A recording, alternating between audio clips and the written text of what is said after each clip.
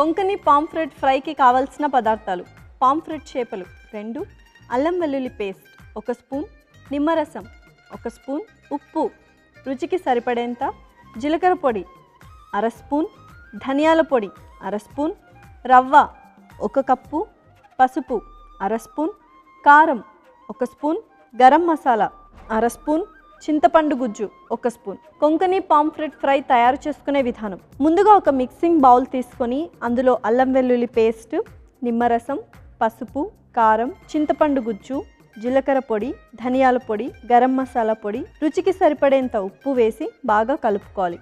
కలుపుకున్న మసాలా మిశ్రమాన్ని పాంఫ్రెట్ చేపలకు బాగా పట్టించుకోవాలి. ఇప్పుడు స్టవ్ వెలిగించి ప్యాన్ పెట్టుకొని నూనె పోసి వేడి చేసుకోవాలి. మరోవైపు మ్యారినేట్ చేసుకున్న చేప ముక్కలను రవ్వలో వేసి 2 వైపులా అద్దుకొని వేడైన ప్యాన్ మీద వేసుకొని 2 వైపులా తిప్పుకుంటూ చక్కగా ఫ్రై చేసుకోవాలి. చేపలు చక్కగా ఫ్రై అయ్యాక సర్వింగ్ ప్లేట్లోకి తీసుకుంటే Konkani style Konkani pomfret fry ready.